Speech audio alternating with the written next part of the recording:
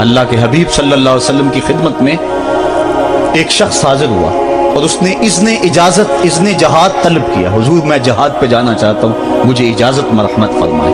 حضور نے فرمایا احی والدہ کا, کیا تیرے والدین زندہ ہیں؟ قالا نعم, عرض کی ہاں حضور میرے والدین زندہ ہیں. قالا ففیہما فجاہد, کہا جا ان کی خدمت کر, یہی تیرا جہاد ہے. ماں باپ کو بلکتا ہوا چھوڑ جائے اور آپ جہاد پہ چلا جائے, ماں فالج میں گری ہوئی ہے اور بیٹا تبلیغی گشت پہ چلا جائے, باپ تڑپ رہا ہے اور بیٹا پیر کی چوکھٹ پہ جھاڑو دیتا پھرے, اللہ راضی نہیں ہوگا. میں سچ کہتا ہوں, اپنے بھی خفا مجھ سے ہیں, بیگانے بھی ناخوش, کہ میں زہر حلال کو کبھی کہہ نہ سکا کند. بات وہی کہتا ہوں, سمجھتا ہوں جسے حق, نئے ابلائی مسجد ہوں, نئے تہذیب کا فرزند. محمد عربی صلی اللہ علیہ وسلم سے بڑا پیر کون ہو سکتا ہے؟ لیکن حضرت وہ ویسے کرنی نہیں آ رہے. آقا کریم اپنے بٹن کھولتے ہیں اور کرم کی طرف, یمن کی طرف رخ کر کے لمبی سانسیں لیتے ہیں اور کہا میں رحمان کی خوشبو پا رہا ہوں. ایک دن صحابہ نے پوچھا, بندہ نواز جس کے لیے تڑپتے ہو, جس کی ٹھنڈی ہوائیں آپ کو آ رہی ہیں, وہ آپ کا بڑا پیار کرنے والا ہے؟ کہا ہاں میرے سے بڑی محبت کرتا ہے. تو کہا پھر اتنی محبت کرتا ہے تو یمن تو دور نہیں ہے, بلال حبش سے آ گیا, سلمان فارس سے آ گیا, سہیب روم سے آ گیا, اور وہ یہاں یمن سے نہیں آ سکا. فرمایا اس کی بوڑھی اور نابینا ماں ہے جس کی خدمت اس کو نہیں آنے دیتی. اللہ اکبر. اب حضرت اویس کرنی نہیں آئے لیکن خیر التابعین کہلائے. آئے نہیں لیکن حضور ان کی یاد میں تڑپ رہے. اللہ, بلکہ حضور نے فرمایا کہ کوئی جائے اویس بن عامر کو ملے, اور جب ملے تو اس کو کہنا میری امت کی بخشش کی دعا کرے. جو ماں باپ کی خدمت کرتا ہے اس سے ثابت ہوا اس کی دعائیں قبول ہوتی. میں نے ایک روایت میں پڑھا ہے کہ جو آدمی روزانہ اپنے والدین کے لیے دعا کرے, والدین زندہ ہوں تب بھی, والدین فوت ہو گئے ہوں تب بھی, یہ عادت بنا لے, روزانہ ماں باپ کے لیے دعا کرے, ساری زندگی اس کے رزق میں بے برکتی نہیں آئے گی. اللہ اس کو رزق کی فراوانی عطا کر دے گا. اور جو والدین کے لیے دعا نہیں کرتا اللہ تعالیٰ کی رحمتوں سے محروم ہو جاتا ہے. حضرت ابو ہریرہ رضی اللہ تعالیٰ عنہ جب بھی ہاتھ اٹھاتے تھے تو یہ دعا کرتے تھے, اللہم اغفر لأبی ہریرہ ولأمی ولمن استغفر لہما. اے اللہ ابو ہریرہ کو بخش دے, حضرت ابو ہریرہ کی ماں کو بخش دے, اور قیامت تک جو ہم دونوں کے لیے بخشش کی دعا کرے اس کو بھی بخش دے. حضرت امام محمد بن سیرین ایک بزرگ ہوئے تابعی, جب بھی دعا کرتے تھے یہ دعا ضرور کرتے تھے, اے اللہ ابو ہریرہ کی بخشش کر دے. کسی نے کہا کہ تمہیں ابو ہریرہ رضی اللہ تعالیٰ عنہ ان کی ماں سے بڑی ہمدردی ہے. کہا ان سے جو ہمدردی ہونی ہے وہ تو ہونی ہے. انہوں نے کہا ہوا ہے اللہ ابو ہریرہ اور ان کی ماں کو بخش دے, جو ان کے لیے دعا کرے اس کو بھی بخش دے.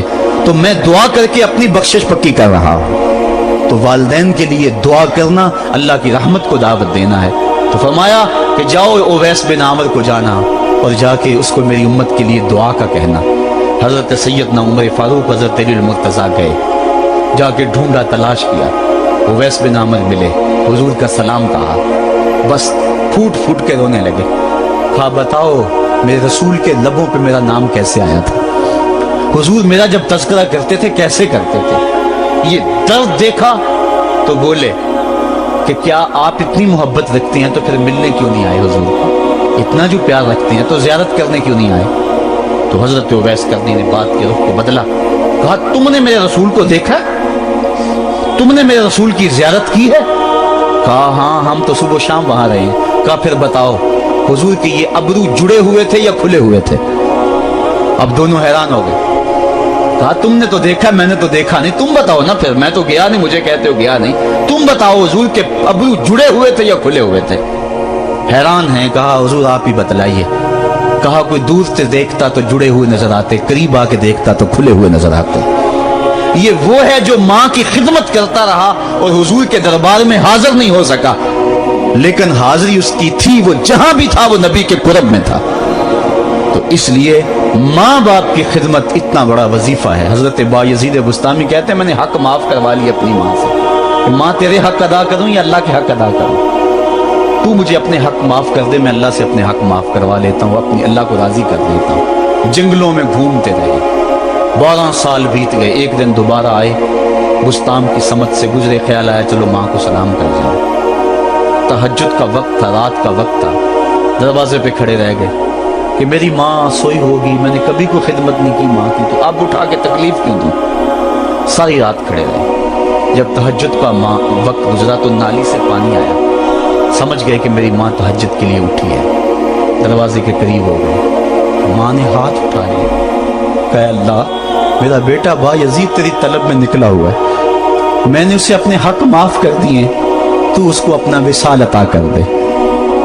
हजरत बायजीद दरवाजा खटखटाने लगे और माँ के कदमों में लिपट गए और रो के कहने लगे, जिस रब को मैं जंगलों में तलाश करता हूँ वो तो रब मेरी माँ के पास है। तो माँ की दुआओं में अल्लाह की रिजा है। माँ राजी हो जाए तो समझ लो खुदा राजी है। अल्लाह ताला जल्ला शानहू ने इरशाद फरमाया, वक़दा रब्बुका अल्ला ताबुदू इल्ला इय्याहु, तेरे रब ने यह तय कर दिया है कि उसके अलावा किसी की पूजा नहीं करोगे। व बिल वालिदैन इहसाना, और वालिदैन के साथ उसने सुलूक से पेश आओगे। इम्मा यबलुगन्ना इंदकल किबरा अहदुहुमा औ किलाहुमा फला तकुल लहुमा उफ़्फ़िन वला तनहरहुमा, अगर तेरे पास दो या दोनों में से एक बढ़ापे को पहुंच जाए तो फिर उनके सामने तूने उफ भी नहीं कहनी और ना उनको झिड़कना है और उनसे नरम लहजे में बात करनी है। जब माँ बाप जवान हो, बच्चों की ज़रूरियात पूरी कर रहे हैं, उनके तालीमी अखराजात और उनके मुआशी सारे मामलात दुरुस्त कर रहे हो, तो उस वक़्त तो वालिदैन की बच्चे ताज़ीम करते ही हैं। इम्तिहान उस वक्त शुरू होता है जब माँ बाप बूढ़े हो जाते हैं और चलने फिरने की सख्त भी नहीं रहती, सिर्फ सांस की एक डोरी लटकी रहती है। और जिस तरह बच्चा अपने बदन से मक्खी भी नहीं उड़ा सकता था, अब ये हालत माँ बाप पर आ गई और बच्चे की तरह मिजाज चिड़चिड़ा हो गया। जमाने के हालात बदल गए, लेकिन माँ की पुरानी, बाप की वो पुरानी रवश है, वो उसी अंदाज में से डगर में बात करता है। ये आजमाइश के दिन है, ये इम्तिहान के दिन है। अब देखना है वालिदैन की इस वक्त ताज़ीम कौन करता है। फरमाया इम्मा यबलुगन्ना इंदकल किबरा, अगर तेरे पास वो बढ़ापे को पहुंच जाए, दोनों पहुंच जाएं, या तेरी खुशकिस्मती कि दोनों में से एक पहुंच जाए या दोनों पहुंच जाएं, तो फिर उनकी तूने ताज़ीम करनी है। क्या कैसे ताज़ीम करनी है? फला तकुल लहुमा उफ़्फ़िन, तूने उनको उफ़ भी नहीं कहना। हज़रत इमाम फ़खरुद्दीन राज़ी के हवाले से मैं आज ही सुबह या गुज़श्ता शब उफ़ की तशरीहात देख रहा था। उन्होंने 12-13 अक़वाल बयान किए हैं, लेकिन 2 कौल फरमाते हैं। उफ़ ये है कि इंसान के बदन के ऊपर जो शफाफ रहता हो, साफ रहता हो, मट्टी पड़ जाए, रेत का ज़र्रा पड़ जाए तो उसको फूंक मार के उसको हटाता है, तो वो फूंक से जो आवाज़ पैदा होती है उसको अरबी में उफ़ कहते हैं। तो फिर उफ़ हर उस चीज़ के लिए मनकूल हो गया जो नापसंदीदा है। एक तो कौल ये है कि वालिदैन के सामने इस एहतियात से रहो। दूसरी बात, आप फरमाते हैं उफ़ का मफ़हूम ये है कि जब माँ बाप बूढ़े हो जाएं तो बोलो बरास चारपाई पे निकल जाता है और इंसान उनको उठा कर उनकी खिदमत करता है, सफाई करता है, कपड़े बदलता है। इंसान की तबीयत में जो फितरी नफासत है उसके तहत उसको माँ बाप से जो मकरूह और नापसंदीदा बू आती है उससे वो बचना चाहता है। वो नफरत माँ बाप से नहीं होती, वो नफरत उस बदबू से होती है जो माँ बाप के बदन से या चारपाई से या कपड़ों से उठ रही है। तो बंदा अपने जो है वो नाक पे कपड़ा रख लेता है उस बदबू से बचने के लिए। तो उफ़ के मफहूम को बयान करते हुए हज़रत इमाम राज़ी कहते हैं कि इंसान को इस बात से भी रोका गया है कि तू अपने नाक पे कपड़ा रख के अगर उनको सफाई कर रहा होगा तो माँ बाप के नाजुक दिल पे कहीं ये बोझ ना आ जाए कि मेरा बेटा मुझसे नफरत कर रहा है। इसलिए वालिदैन की ताज़ीम का आलम यह है कि तू खुले नाक से उनकी खिदमत करे और वो बदबू सहता रहे और अपने नाक के ऊपर कपड़ा भी न रखे कि तेरे माँ और तेरे बाप के दिल के अंदर इतना खलाल और मलाल भी पैदा ना हो। ये है उफ़ का ज़ुमरा। हज़रत इमाम हसन रज़ी अल्लाह ताला अन्हु ने सारी ज़िंदगी अपनी वालिदा हज़रत फ़ातिमा ज़हरा के साथ बैठ के खाना नहीं खाया था। एक दिन हज़रत सैयदा फ़ातिमा ने फरमाया कि बेटा मेरा जी चाहता है कि मेरे साथ तुम बैठ के खाना खाओ, लेकिन तुमने कभी भी मेरे साथ बैठ के खाना नहीं खाया, क्या वजह है इसकी? हज़रत इमाम हसन फरमाने लगे, अर्ज़ करने लगे, अम्मी मैं इस डर से आपके पास बैठ के खाना नहीं खाता कि कहीं किसी लुकमे की तरफ आपकी नज़र बढ़ जाए और मैं अदमे आगही की वजह से अपने हाथ को उस लुकमे के पे डाल लूँ और ना जान सकूं कि इस लुकमे को उठाने का इरादा मेरी माँ के दिल में पैदा हो चुका है और मैं अल्लाह की रहमतों से महरूम हो जाऊं, इस डर से मैं आपके साथ बैठ के खाना नहीं खाया करता। यानी माँ बाप की ताजीम का आलम यह है, उफ तक ना कहो। हजरत सईद इब्न मुसय्यब रदी अल्लाह ताला अन्हु जलीलुल कदर ताबी हैं, वो फरमाते हैं कि वालिदैन के सामने बेटे की हालत क्या होनी चाहिए। तो फरमाते हैं जिस तरह भागा हुआ गुलाम पकड़ा जाए और उसको पकड़ के जो है वो आका के सामने पेश कर दिया जाए, तो उस भागे हुए गुलाम को पकड़ के जब आका के सामने पेश कर दिया जाए तो जो हालत उस गुलाम की होती है, बेटे की हालत ये माँ बाप के सामने होनी चाहिए।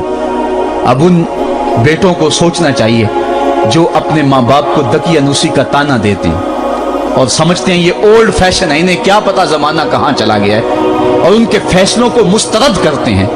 उलमा ने इस बात को तफसील के साथ बयान किया है कि शरीयत के जो कतई ज़ाब्ते हैं, उन ज़ाब्तों और उन कवानीन को और उन मामलात में तो वालिदैन की फर्माबरदारी नहीं होगी, अल्लाह की अगर मासियत होती हो, लेकिन जो मामले शक वाले हैं वहाँ माँ बाप के कौल को तरजीह दी जाए।